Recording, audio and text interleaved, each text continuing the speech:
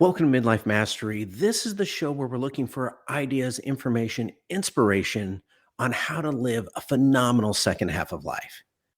Now, have you ever looked at the middle-aged action actors, the guys in the superhero suits or the guys on the covers of fitness magazines and wish you could be that fit? But then you step back, think about it, and dismiss the possibility because after all, they get paid to be in that shape. And you've got a job, life, responsibilities. But what if it were possible? Blaine Wood is a personal trainer and transformation coach who helps middle aged guys build muscle, shred fat, and be exceptional. But the first life he transformed was his own, going from skinny fat and unhealthy at 45 to fitness model action hero lean and muscular at 50. In this conversation, Blaine shares his own journey out of a midlife slump through clean eating and exercise, learning about nutrition after his young son was diagnosed with diabetes, sugar, inflammation, and the effect on our health and fitness, key things middle-aged guys need to know to get in their best shape, and myths and misconceptions about midlife fitness. There's more as well. So if you're ready to play bigger and transform your own health and fitness, let's get started. I'm very inspired talking to Blaine and seeing what's possible with a bit of knowledge and a lot of dedication.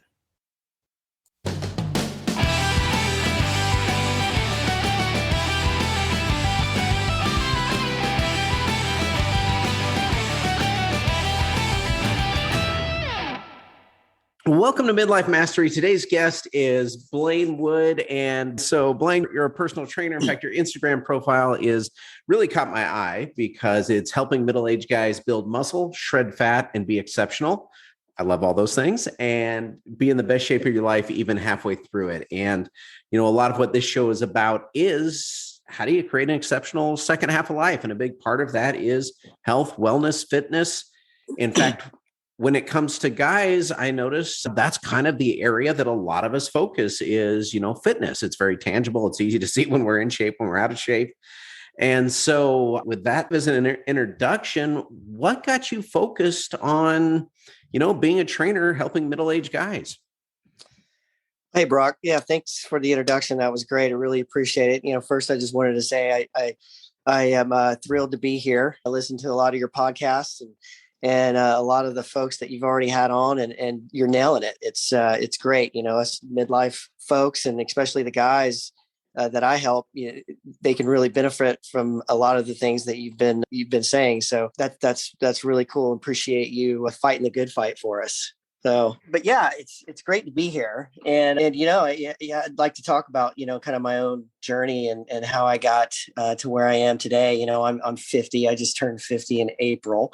I look in the mirror and I certainly don't feel like I look 50. So I still, and also I don't feel like I'm 50. And I think that's all has to do with the diet and exercise and staying fit. So I feel really lucky there, but I wasn't there, 5 years ago around mid 45. But, my struggle actually and my journey, I think is probably a little different than most everybody's that is fighting the good fight. I was skinny. I was undersized, growing up and, pretty much my entire life. Believe it or not, I have always tried to put on weight. I've only recently when I started at mid 45, when I started this new journey of working out is, I can manipulate my weight and go up or down and, lose weight, but I've never had to lose massive amounts of fat. I've always been thin, lean, skinny, and I've always had to try to put it on. Right. But don't let it fool you. The struggle is real. People tend to say things to you about being skinny more than they do if you're fat. You had a lot of people growing up, always talking about you're so skinny. It's like, okay, thank you. And thanks for reminding me. I appreciate that. So yeah, I never really liked food. I never ate, just that's was my body. But then when I went into the military, I went into the Army. Actually, I was in for 6 years after high school. And actually then, I was tired of everyone, talking about how small and thin I was. So I went into the gym and I was, 19 years old. And I actually there was a bodybuilder there. This was in Killeen, Texas. So you probably know that in Fort Hood. And I met a bodybuilder there. And I remember, we became friends, and he took me under his wing. And he showed me how to lift, and he showed me how to eat, and basically really the nutrition back then, in the early 90s, it was just eat, eat, eat, eat. Right. So it was the first time I'd ever started eating, and I was lifting. And, he showed me all the compound lifts, which, by the way, that's everything. All of everything that I do today is based on all of that old school lifting, compound lifts. Right. So that's what I'm just not doing as heavy as I used to do. I'm just smarter now. So, I made good gains back then, and I got up to about, probably the heaviest I'd ever been, which I know sounds light, but it was 160 pounds. That was that, I went from 120 pounds to 160 in about a year and a half, maybe 2 years.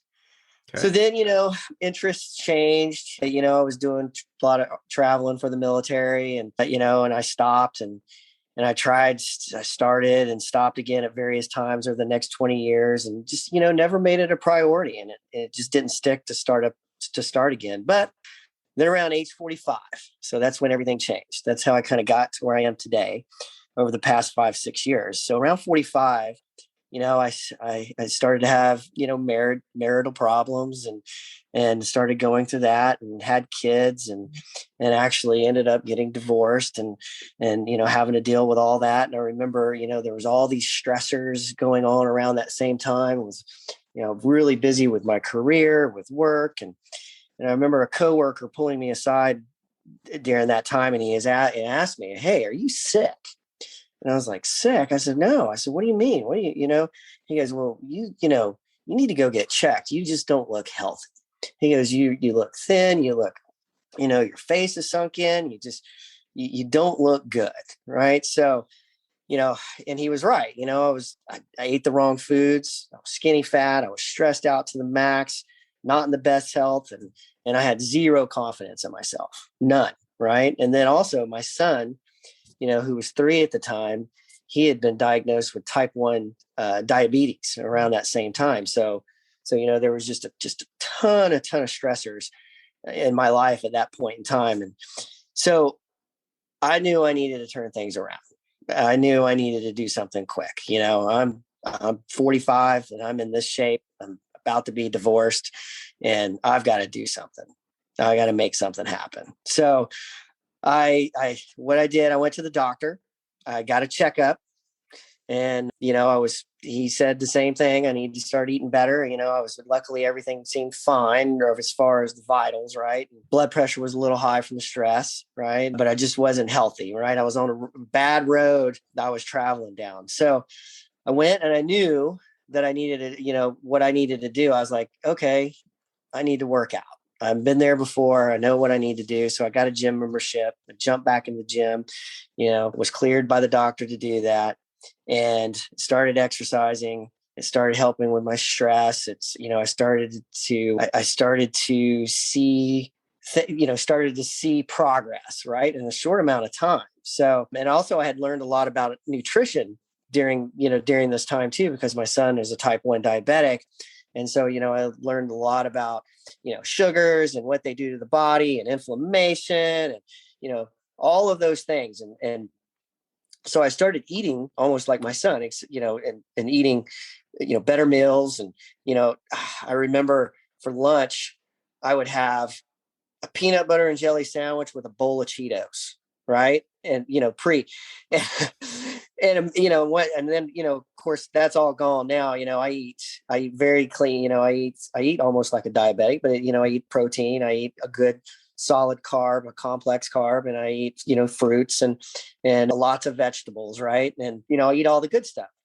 And I remember when I changed, within a couple of months of changing my diet, I remember very specifically, I used to have some issues like sinus issues, and those sinus issues went away, and I haven't had them since. So it's been 5 years, and I had those probably for 15 years, and I just remember just having like other things in my body, inflammation and things that were bothering me, and all of that went away. I was just absolutely shocked. I couldn't believe it, and kind of a side note too, we all know that, like type 2 diabetes, right, is it can all be fixed with nutrition. So, you can connect the dots there and know that how important nutrition is for all of us, So as time went by, I kept learning about nutrition and meal prep and fitness, and and I enjoyed it so much. I decided to study for my ACE personal trainer exam, and I did that, and I officially became certified. I did that during the pandemic, and it was tough. It was a hard course, and it took me about 6-7 months, to go through all the material. I could only do it at night, and then with kids and all of this, but I did. I studied hard, and I made it a priority.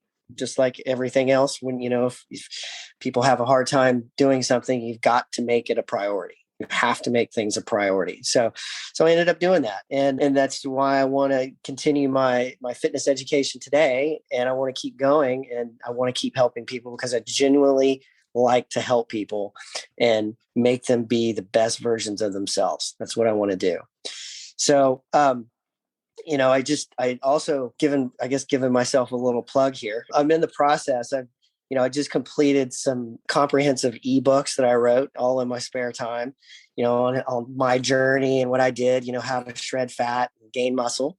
So I wrote all of those, and I've got someone putting together a website for me. And the intent is I'm going to try to put as much content and information on this website that people can go and download for free and use other resources to help them with their own journey. So, Blaine, what's the name of the website? www.bodrescue.com. So, I find it kind of interesting that, you approached it from a different way than a lot of people do. A lot of people hit midlife and they realize they've put on more weight than they want to. You were coming from the other end, but interesting that the solution was effectively the same, eat better nutrition, do compound lifts, stay focused on the priorities. I guess I'd never thought about that before, that whether you're trying to add muscle or lose fat, I know the nuances are different, but the general approach seems to be very similar, get your Exactly nutrition dialed.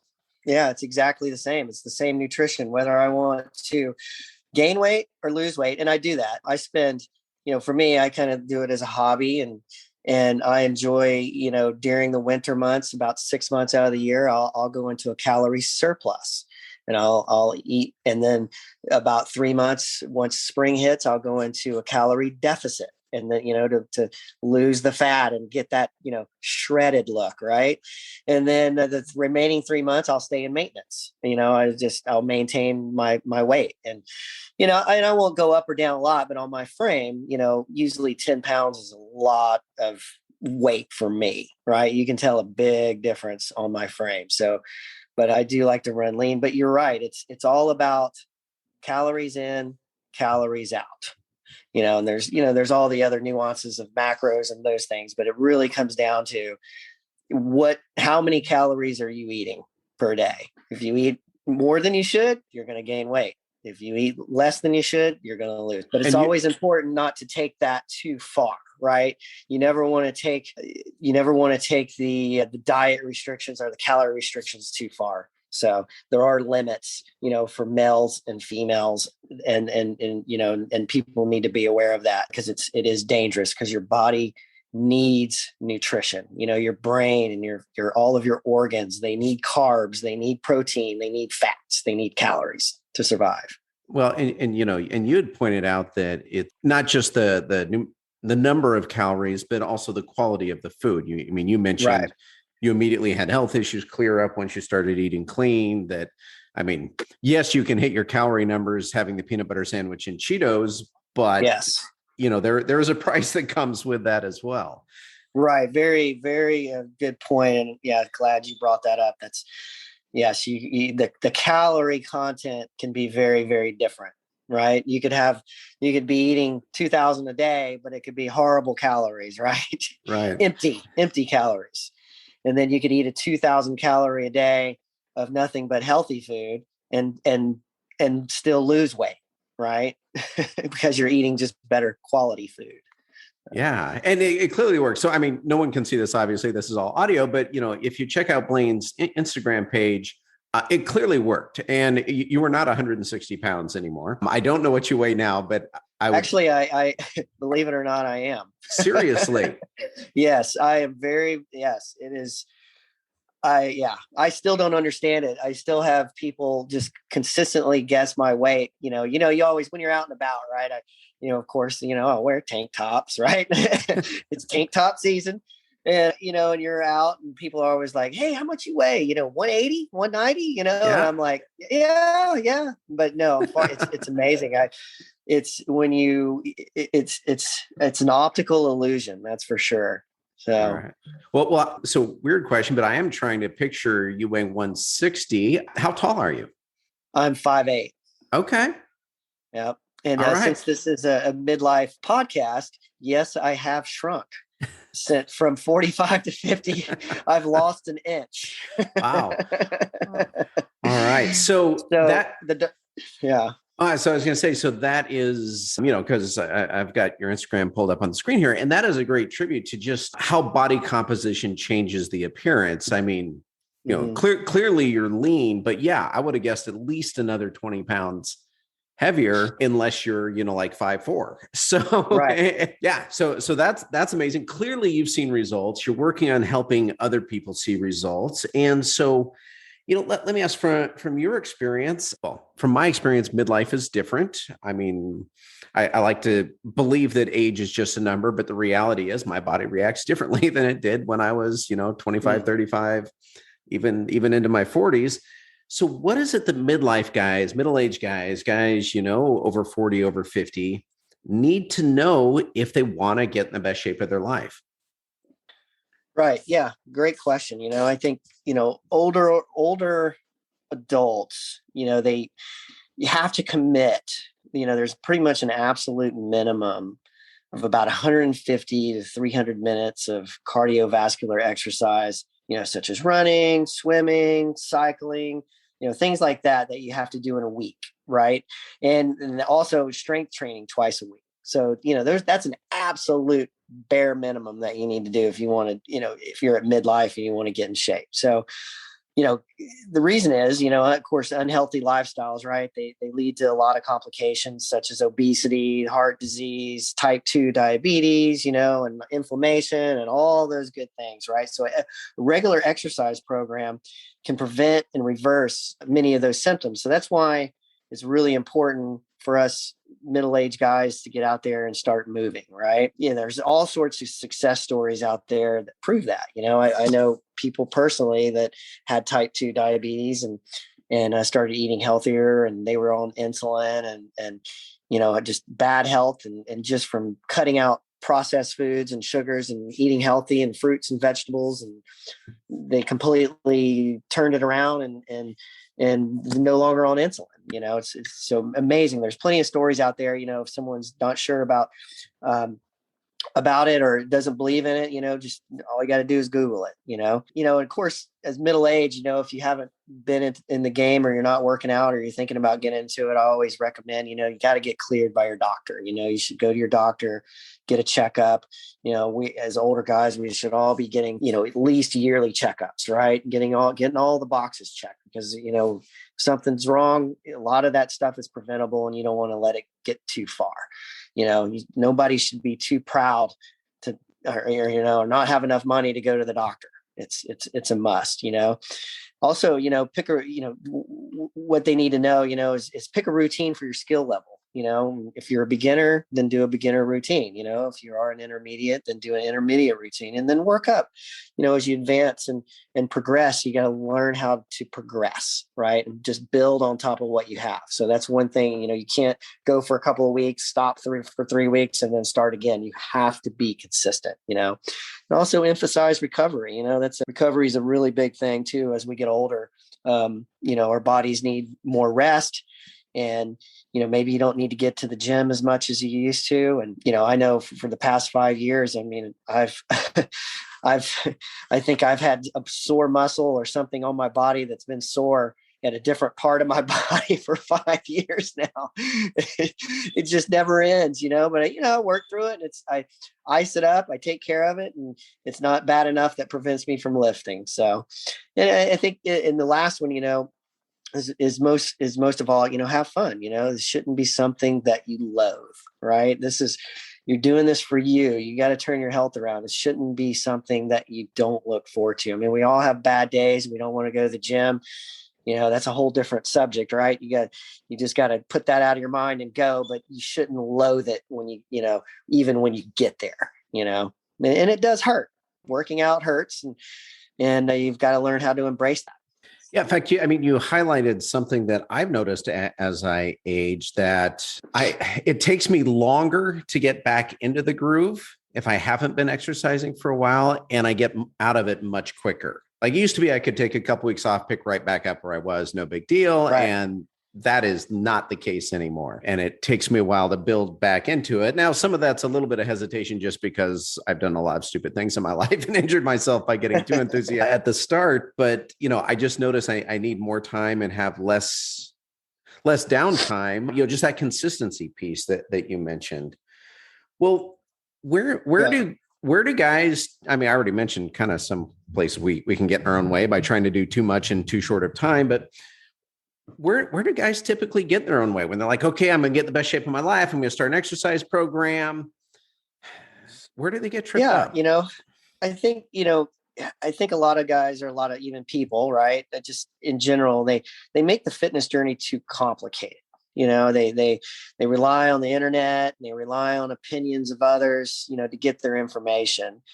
And there's so many great resources out there, and you got to leverage those resources. If you don't know what you're doing, the internet, don't get me wrong, the internet can be that's where luckily I've learned a lot from the internet, but you also can't believe everything you read, right? You have to read and validate, but there's using like a trainer, or, if you don't know how to lift, and we'll get a trainer, right? Then if you don't know how to eat, then we'll get a nutritionist, or, find a workout partner, right? That's someone that knows what they're doing, and get them to show, or even if your problem is you can't hold yourself accountable, and get an accountability coach, those are great things that people can use to move forward. And you learn from them, right? You'll learn from those things. You don't need to use them all the time. You learn from them and then apply your own principles and keep going forward. I think another thing that gets in people's way is, not setting realistic goals. They big one, right, would be like, oh, I'm going to start working out, and everybody's jazzed up, and because, summer's, 4 weeks around the corner, and I'm going to get abs, right? That's I'm going to have abs like this guy on Instagram, right? In 4 weeks. And then it doesn't happen. And then they give up, right? Because they set unrealistic goals, or just even, losing 50 pounds in a month, is not a realistic goal, right? It's just, so I think you've really got to have goals that are attainable and achievable, and, also, people sometimes they don't go for the low hanging fruit first. They try to do everything at once, implementing, good nutrition, and implementing a workout routine, and trying to change everything at once. Well, that's, I don't think that's very few people have success in doing that. Right. You got to start basic, you don't do all the changes at once, do them gradually. Like if you want to start eating better, well, pick breakfast, start with breakfast, then, figure out what you can eat there and get consistent with eating a good breakfast. And then, then move to a snack, and then move to lunch, and then once you get your nutrition down, then go, maybe start going to the gym and start learning about that. Same thing, and doing it and doing it gradually, and you're probably going to be more successful, I think. So, and then of course, I think maybe the last one is giving up too soon, right? A lot of people, they'll start something and they don't see results, and because they jumped into it real quick, and maybe they don't understand it, and they don't understand that this journey can take a long time, right? Just even my body, over a 5-6 year period, it's taken a while to get to where I am. Of course I made progress, right? But it's hard to see the changes. I only see the major changes. I never saw major changes, but I only see the major changes when I go back and look at pictures from like 3 or 4 years ago. Then I see the changes. But when you're looking at yourself every day, you don't see those changes. So it takes 12 weeks of an exercise routine before you really start to see measurable changes to your body. So think, that 12 weeks is 3 months, right? Some people, end up going 2 months and giving up, right? Because they didn't see it. So, you need to spend at least 12 weeks before you see anything measurable. So, well, and that's an important point. I mean, that's not 12 weeks to total fitness. That's 12 weeks before you start really noticing a change. Noticing a change, right? Right. Yeah. Yeah. And beginners usually, beginners have the most change, right? Their bodies react to working out differently. And usually a beginner you'll see the most progress as a beginner, right? And then of course, as you start stepping through it and moving down the road, things start slowing down, right? And then that's where you have to realize it's like, okay, you have to set different goals, for what as your journey. And that's what I've done. I didn't plan it that way, but I've certainly, I started out for one reason, but then continued to set different goals for myself, and they were attainable. And now the goals are so small, right? That, they're just simple things. Like one of mine now is I take less rest between my sets. Right. Just a small little goal, so not much, but it's definitely, it's a harder workout for me, but it's a good goal and it was attainable. So I'm kind of thinking here, as people start going back to the gym, there's the term, I think there's a term, gym intimidation, where you're probably going back because you're not feeling all that great about yourself, feeling like you're in the best shape. And, you're surrounded by college age guys who are lifting up amazing weights and all look great because at, 25, most of us all looked great. and, right. and, and that can be intimidating. And, they're all loud, they're cheering each other on, they're spotting each other, it's a whole show. And then, there's the new guy coming in trying to get back in shape. So I guess, what advice do you have for those who feel like, wow, is this really my scene? I mean, should I be in this gym? Yeah, I think, maybe I shopped around when I joined my gym, and I love my gym, and we don't have that. It's what do you call a boutique gym, I would say, but they have all the great equipment, Cybex equipment. They have all the stuff, squat machines, squat racks, deadlifts, everything. Right. And there's some grunting going on, but it's a great community. Right. I guess that's what I'm getting at. And I shopped around and I went to several gyms, and I would walk in and I just knew it wasn't a good fit. So I drive actually a little bit further than what the nearest gym is for me to go to a gym that I feel comfortable in, that I like, and I love the community. Right.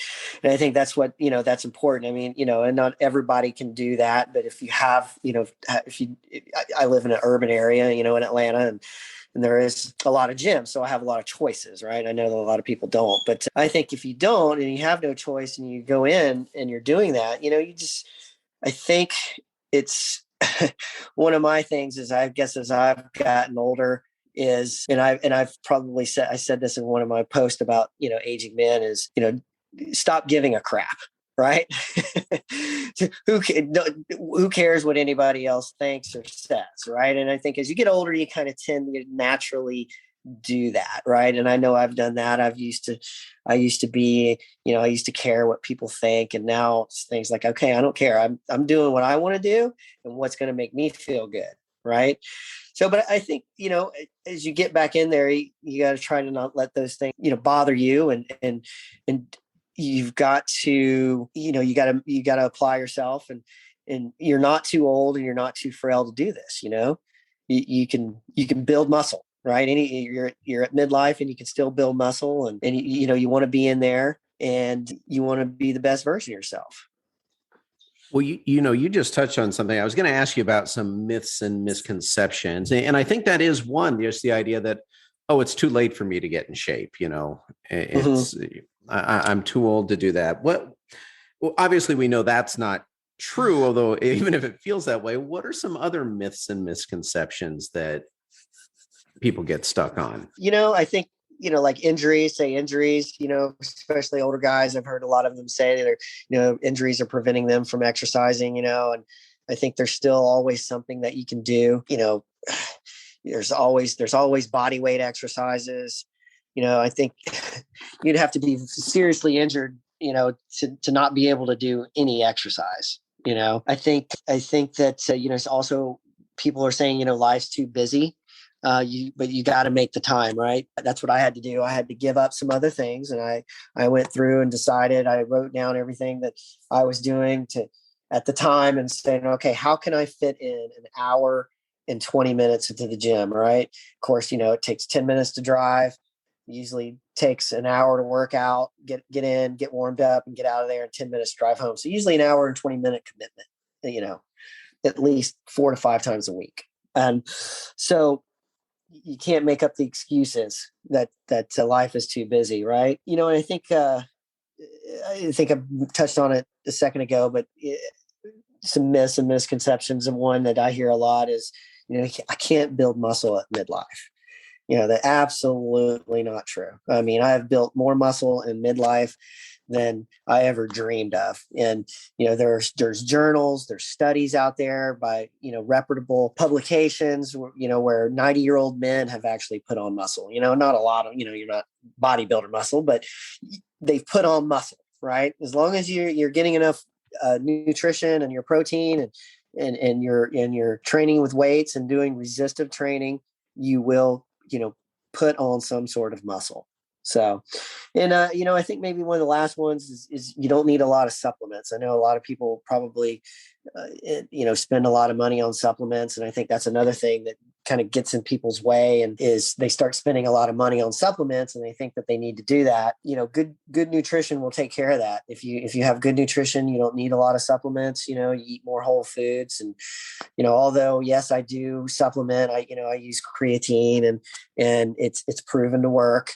And it's safe. And I also use protein powder, so as to make sure that I get protein. I usually a little bit short each day. So I'll have a protein shake, 1 or 2, and as a snack, and fill me up, and I'll get my protein. So, but other than that, you don't, all these crazy supplements, if you need a multivitamin, you can take that. Right. But there's very few that actually work, as far as, supplementation. Yeah, in fact, so much of it, and one of the things I really appreciate about your approach, Blaine, is that it is focused on the simple. What makes good articles, whether it's in fitness magazines or on the internet, is complexity. It's hard to get people excited about simple stuff. But at least from my observation, if you're not a professional athlete, yes, there's some benefits at the far ends, but most of us don't need those, especially not at the, hey, I need to get back in shape kind of stage. Right.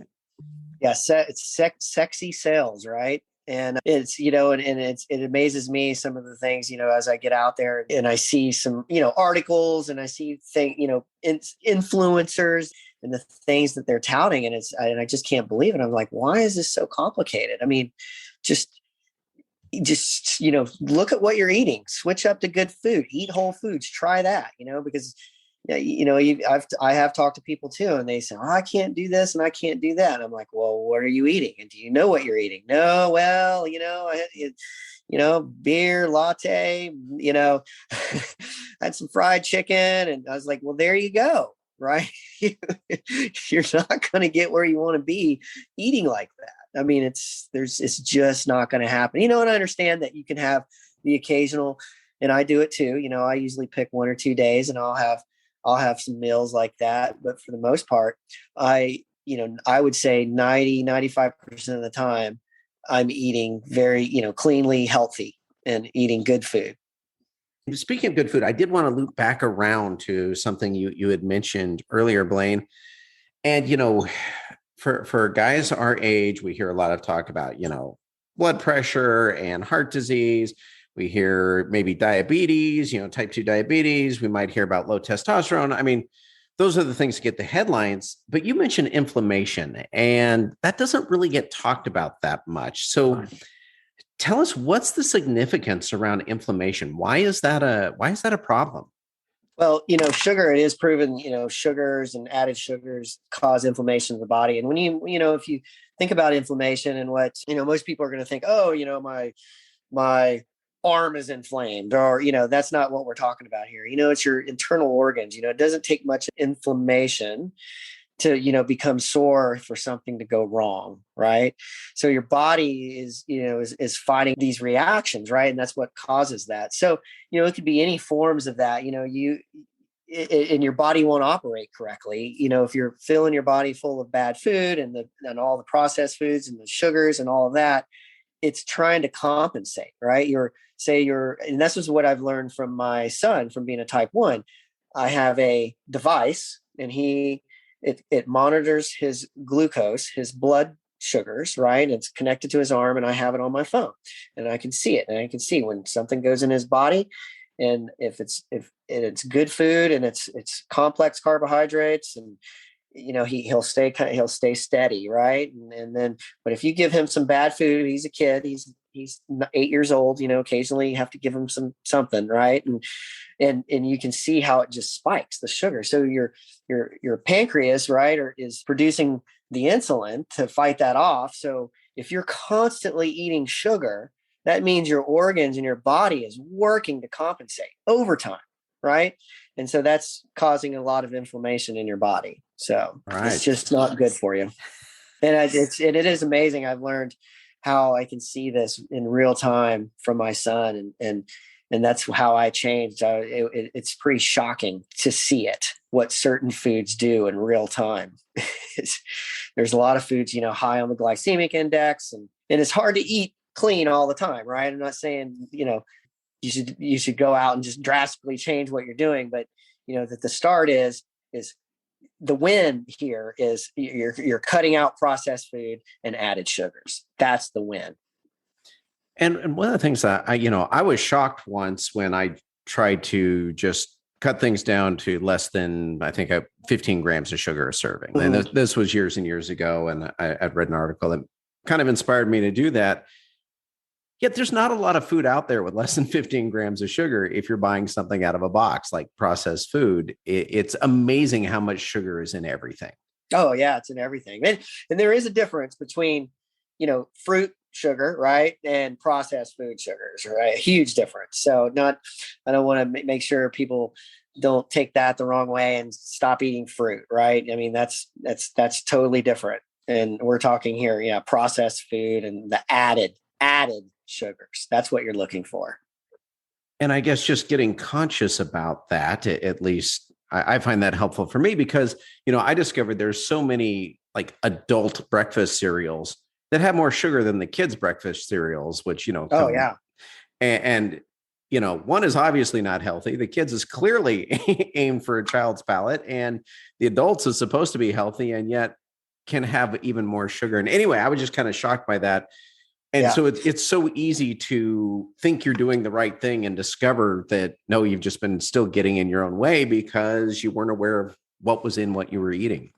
Yeah, that's a really good point. And I think that's, so many things to talk about, right? And food labels, right? That's and what got me going with reading food labels, of course, is my son, is I had to understand how many sugars, how many carbs were in the food he was eating. Right. So once I started doing that and I started looking at it, it's shocking. It's like, oh my God, look at this. And then you start getting in, it's just like everything, you start building and then you start going, oh, well, look at the sodium.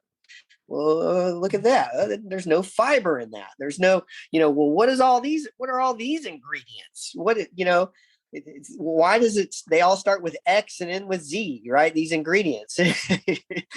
And you really start looking at that, and I guess that's a good advice for people out there and everyone and your listeners is learn how to read the food labels and start looking at them. There are things out there, and I've done that. I'll go into Trader Joe's every once in a while and I'll just pick something up, and I'm looking for new ideas, and I pick it up, I look at it, and I go, wow, look at this, and I'll take a picture of it, and then I'll do a post about it going, look, people, be careful, look at this, look what's in this.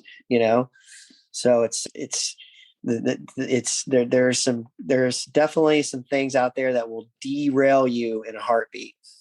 Sodium was a big one, and I never thought about sodium because I don't really like adding salt to my food. I tend to eat pretty plain. And yet when I started tracking my food, I was just stunned at how much sodium I was getting, just totally unaware. And, once I was Yeah. aware, I could start making changes. But like I say, I'm not like the guy who's just pouring salt on all his food or anything. So I didn't even think it was an issue until I saw the numbers.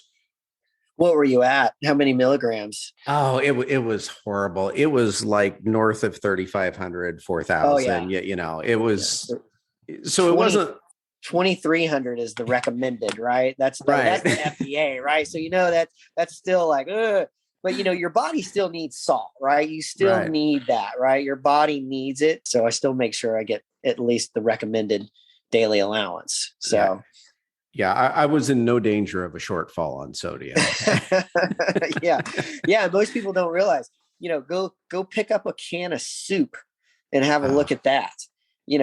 1,000 milligrams, right? Per serving. It's like, wow, amazing. Yeah, it's astonishing. yeah. Yeah. As we start wrapping up here today, and Blaine, really appreciate being on. This has been a fun, great conversation. I love talking about this stuff. What do you love about midlife? So, I mean, you're 50, you mentioned now, and you're clearly not the guy who's moping around, oh, I'm too old. So what do you love about midlife? Yeah, I think I know what I want now. I'm more, in working out and doing this and changing my body composition and doing all the things I'd set out to do, and being more confident and being comfortable with myself and who I am. That's what I really love about midlife. I'm in control now. No one's in control of me, and I think also there's I think the midlife, mid 40s, around there, mid 40s, we all talk about the midlife slump or the midlife crisis, right? And I certainly went through that. It's whether you get people that say it's a myth or whatever. I disagree. It is real as it could be. I went through it, and but I do also feel, well, it's funny. I don't want to get too much into it, but I've read some journals and a book about the happiness curve. And around age 50, naturally humans, and they did this great study of all cultures across the world, and they found it just about in every culture that as you start hitting 50, you get the happiness curve. So right around your mid 40s, you're at the lowest peak, right? And then about 50, you start ramping up. So I feel that. I feel like I'm definitely getting happier. There's a lot of factors there, and I'm happy with myself and what I'm doing, and I feel accomplished. And so I think looking back on all that, it's I wouldn't try. Everyone always says, well, I wish I was younger again. I don't think so. I don't think I would want to go back to that, and then go back to that unhappiness time in my life. Right. So things are starting to look up. I'm looking forward to it. I'm looking forward to retiring one day, and doing all those things I want to do, and going out into the world, and doing all that. So yeah, I think I'm really happy about it, and I don't dread getting older. And I'm taking care of myself. I realize that our biological shifts are in our bodies. They're changing fast. They're unavoidable, and you got to start taking care of that. You got to eat right, and you got to exercise. Well, I think that's pretty solid advice to end on right there, that you got to start taking care of it. And Yep. so I know you've got a couple ebooks coming out. I got to see an early version of one of them and really enjoyed it. And so right now you're on Instagram at Bod Rescue, and you mentioned your website, and that's bodrescue.com. Any final thoughts as we wrap up today, Blaine? No, I just wanted to say I really appreciate this opportunity, and letting me speak on your podcast. And it's been really wonderful, and I'm really impressed with what you're doing, and everything. And just wanted to say thank you again very Ah, much. absolutely. Absolutely.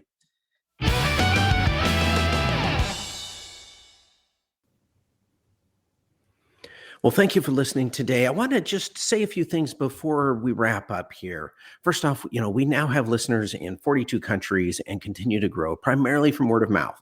So please keep sharing episodes you love with your friends. And speaking of episodes you love, I don't know if you caught the past couple of episodes or not, but last episode we had Claire and James Davis, also known as the Midlife Mentors, and they brought their full-on joy and enthusiasm for living an amazing midlife and helping others do the same. In fact, they talked about how our hormones are changing for both women and men, and more importantly, what we can do about it. They talk about some of the challenges men face in midlife, about our self-talk and how that impacts our ability to improve ourselves. They talk a bit about their 8-week midlife method program, as well as improving communication with our significant other in midlife. So great conversation, a lot of fun. Love talking to them. Highly encourage you check it out. And the episode before that was really about midlife entrepreneurship. So if you've ever thought about starting a business in midlife, leaving the 9 to 5, being your own boss, well, Dwayne Holland is a third-generation entrepreneur and business growth coach who talked about, well, some of the myths of midlife entrepreneurship, the advantages of starting a business now, why it's not too old to become an entrepreneur in midlife. And along those lines, he shares some advice and mistakes to avoid when starting a business, as well as some surprises that people often experience when becoming an entrepreneur. So thank you for listening along. Like I say, check those episodes out if you haven't already. Please continue letting your friends know about the show, sharing it with others who will benefit.